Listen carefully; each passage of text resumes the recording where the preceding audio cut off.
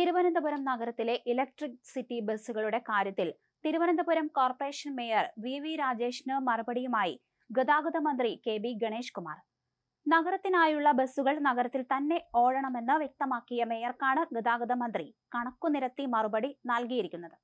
മേയറുടെ വാദങ്ങളെ തള്ളിയ മന്ത്രി അദ്ദേഹത്തെ ആരോ തെറ്റിദ്ധരിപ്പിച്ചതാകാമെന്നും അറിയിച്ചിട്ടുണ്ട്. തിരുവനന്തപുരം നഗരത്തിലെ 113 ബസ്സുകളിൽ ഒരെണ്ണം പോലും മറ്റു ജില്ലകളിൽ ഓടുന്നില്ലെന്നും കോർപ്പറേഷൻ ആവശ്യപ്പെട്ടാൽ എല്ലാ ബസ്സുകളും തിരികെ നൽകാൻ തയ്യാറാണെന്നും ഗണേഷ് കുമാർ പറഞ്ഞു. പകരം 150 ബസ്സുകൾ പുറത്തുനിന്ന് കൊണ്ടുവന്ന് തിരുവനന്തപുരത്ത് ഓടിക്കുമെന്നും മന്ത്രി പറഞ്ഞു. 113 ഇലക്ട്രിക് ബസ്സുകൾ ഓടിച്ചിട്ടാണ് KSRTC ലാഭമുണ്ടാക്കുന്നതെന്ന പ്രചരണം ശരിയല്ലെന്നും മന്ത്രി പറഞ്ഞു. KSRTC സ്മാർട്ട് സിറ്റി പദ്ധതിയുമായി ബന്ധപ്പെട്ട് നഗരത്തിൽ ഓടിച്ചുകൊണ്ടിരിക്കുന്നത് 113 ഇലക്ട്രിക് ബസ്സുകളാണ്. KSRTCയുടെ ഉടമസ്ഥതയിലുള്ള മറ്റ് 50 ബസ്സുകളും ഓടുന്നുണ്ട്. ഈ 113 ബസ്സുകൾ തിരുവനന്തപുരം കോർപ്പറേഷൻ വാങ്ങി തന്നു എന്നും ഇത് കേന്ദ്ര പദ്ധതിയുടേതാണെന്നും പറയാൻ പറ്റില്ലെന്ന് മന്ത്രി പറഞ്ഞു. സ്മാർട്ട് സിറ്റി പദ്ധതിയിൽ കേന്ദ്രത്തിന്റെയും സംസ്ഥാനത്തിന്റെയും വിഹിതം 500 കോടി വീതമാണ്. തിരുവനന്തപുരം കോർപ്പറേഷന്റെ വകയായി 135.7 കോടി രൂപയാണ് ചെലവഴിച്ചിരിക്കുന്നത്. ഇതും സംസ്ഥാനത്തിന്റെ ഖജനാവിൽ നിന്ന് പോകുന്നതാണ്. അപ്പോൾ പദ്ധതിയുടെ 60% തുകയും സംസ്ഥാന സർക്കാരിന്റേതാണ്.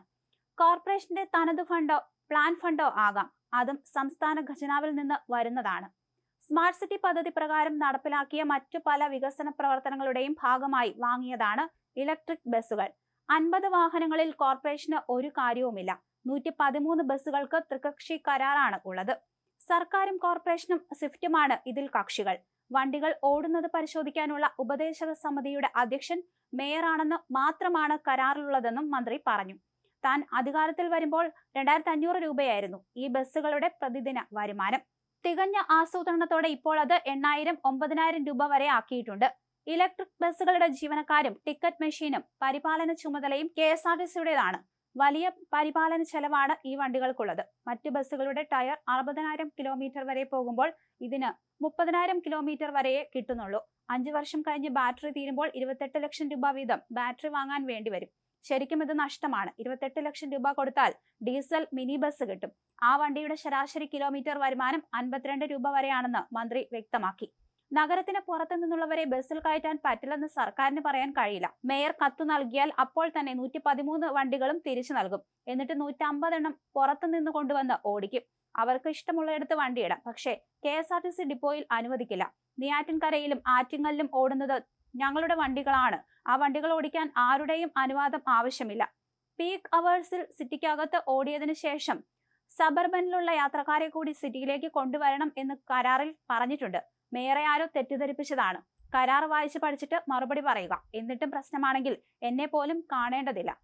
CMDക്ക് ഒരു കത്ത് കൊടുത്താൽ 24 മണിക്കൂറിനുള്ളിൽ വണ്ടികൾ നിങ്ങൾ പറയുന്ന സ്ഥലത്ത് പാർക്ക് ചെയ്തു തരും എന്ന് മന്ത്രി പറഞ്ഞു. കോർപ്പറേഷൻ BJP പിടിച്ചതിന് പിന്നാലെ R ശ്രീലേഖയും VK പ്രശാന്തും തമ്മിലുണ്ടായ ഓഫീസ് തർക്കത്തിന് ശേഷമാണ് മേയർ KSRTC തർക്കവും ചൂടുപിടിച്ചത്. 113 ഇലക്ട്രിക് ബസ്സുകൾ കിട്ടിയതോടെ KSRTCയുടെ വരുമാനം കൂടിയിരുന്നു. ഇപ്പോഴുയർന്ന വിവാദത്തിന്റെ പേരിൽ തിരുവനന്തപുരം കോർപ്പറേഷൻ ഡബിൾ ബെല്ലടിച്ച ബസ്സുകൾ ഏറ്റെടുത്ത് മുംബൈ, ബംഗളൂരു മാതൃകയിൽ നഗരത്തിനുള്ളിൽ സർവീസ് നടത്താൻ തീരുമാനിച്ചാൽ KSRTCക്ക് തിരിച്ചടിയാകും.